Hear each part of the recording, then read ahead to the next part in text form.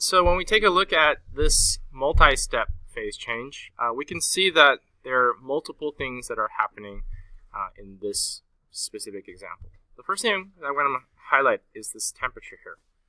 We're starting at 0 degrees Celsius, but it also tells us the state of matter. It happens to be solid.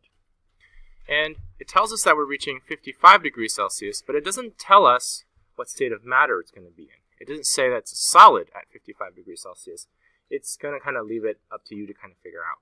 So if we take a look at our little graph here, I'm starting at 0 degrees Celsius, which is somewhere on this kind of flat region down in here, over here. But am I starting with a solid 0 degrees Celsius or a liquid 0 degrees Celsius? Starting as solid. And this left corner is the solid at 0 degrees Celsius. And as we work our way across, as we add heat, then we become 0 degrees Celsius liquid. So this first stage here is what must happen. So if we started here and we ended here, then we're going to do this melting. But the question says that I'm ending at 55 degrees Celsius. So where is that? Well, we know the next flat region up in here is 100 degrees Celsius, so 55 must be somewhere past this halfway point, something like here. And so the second region here then is a second amount of heating. And so we're going to use two separate equations here. Well, what equation do I use in this little flat region here? Well, here we're going to use Q equals M times delta H fusion. And for this stage over here, we're going to use Q equals M times delta T. Because this is a no phase change. We're going from 0 liquid to 55 liquid. That's a liquid to liquid transition. We're going to use the no phase change equation. Okay with this so far? So if I call this Q1, this first one, and I call this one Q2, then the total amount of heat will then be the sum of Q1 and Q2. We just have to add them together. Okay, so let's go back to our equation. Okay, so what we have here are two stages. The first stage is that we have to melt first. So the first stage is to go from 0 degree ice to become 0 degree water. This is what I would call Q1. The second stage is that once it becomes water at the same temperature, it then needs to heat up and become essentially hot water. 55 degrees Celsius water is about the temperature of your hot water spigot. If you just turned it on full hot, it's about 55. So it's pretty hot. Now, what we're going to do is, once you figure out both of them, you're going to then add them together to get the total. Okay? So, as a reminder, we're going to be using M times delta H fusion for the first stage, and Q2, we're going to use M times C times delta T, MCAT, for round 2. I'd like you to work with a partner and see if you can figure out what things you need to plug into these equations, both of them, and check in and see if you have the same ideas. Okay, welcome back. And let's check the numbers that we plugged into the equation. So for Q1, I have a mass of 32 grams. The mass is the same all the way throughout. And I want a delta H fusion, but I want it in joules. So I'm going to use the joules value. That's 334 joules per gram. See that the grams are going to cancel. And I want to round this to how many sig figs here? 2. And so I'm going to round this off to 11,000 joules. Q2 is the MCAT, and so the mass remains the same. How come we have the same mass even though it's melting? Well, the law of conservation of matter says that even in a reaction, all the number of atoms are still there, and so the mass still remains. We still have the same mass, even though it's melting. What do we use as the specific heat of liquid water? It doesn't tell me in this particular problem. If you look on the back of the periodic table, does it tell you the specific heat of water? And it says it's 1 calorie per gram degree Celsius. But I don't want it in calories. Do we know how many joules are the same as 1 calorie?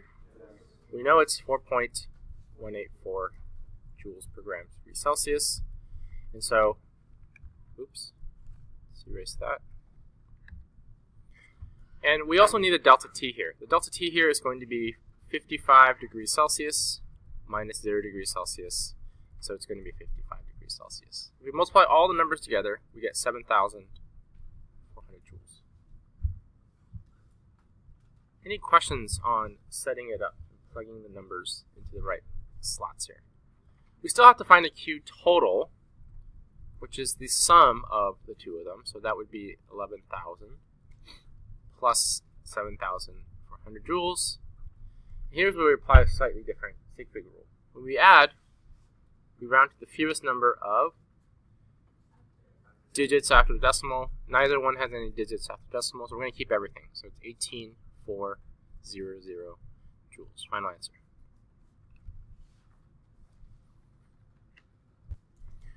Okay, so we're looking at this new question here, and we're starting at negative 18 degrees Celsius, and we're going all the way to 85 degrees Celsius water. And so this time it does tell us that we're going from solid to a liquid.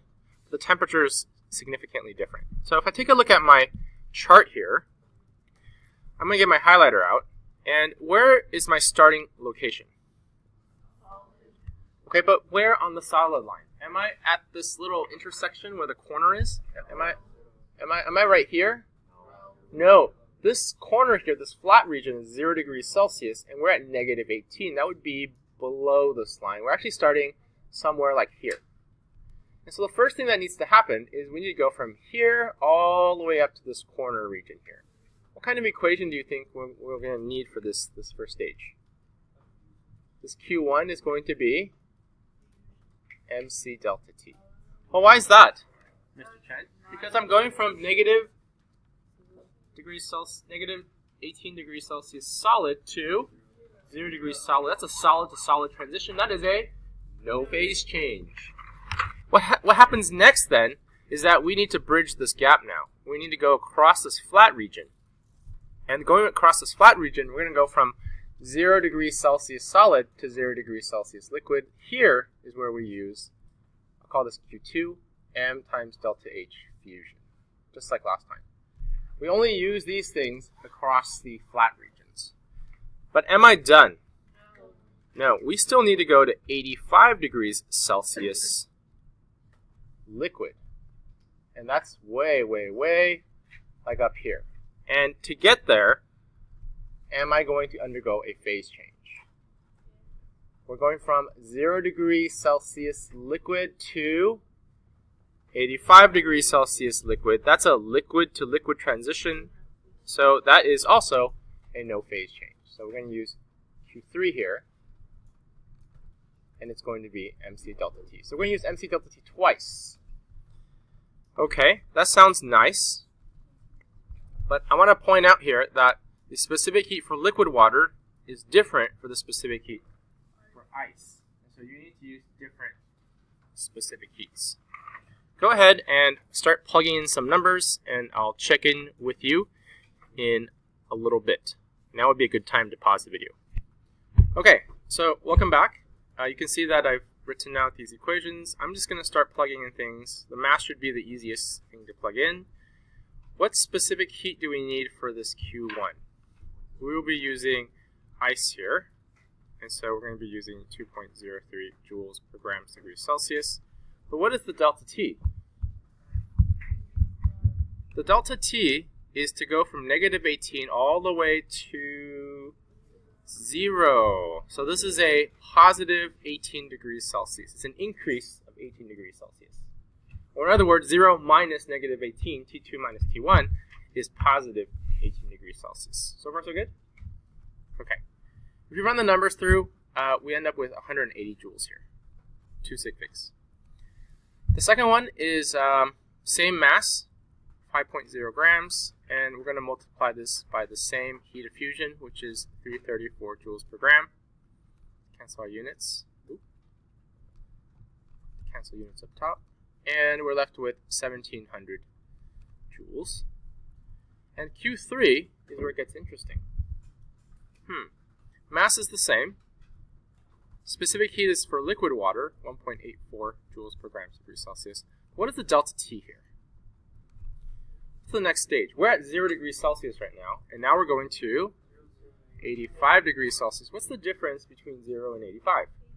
It is going to be 85 degrees Celsius. So when we think about these type of problems, when we think about the delta T, they're always kind of split up by the melting or the boiling. They kind of cuts the delta T kind of in half, right? And so all of the delta T's that we're working with need to be in reference to those flat regions. So it's negative 18 to 0, and then from 0 to 85. So Q3 in this case is going to be 1,800 joules, and the total that we're going to get, 180 plus 1,700 plus 1,800, is going to be 3,680 joules.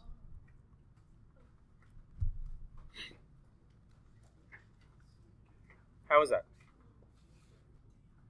All right, so this is a 4-step problem, and the way we're going to do this is we need to do 4 stages.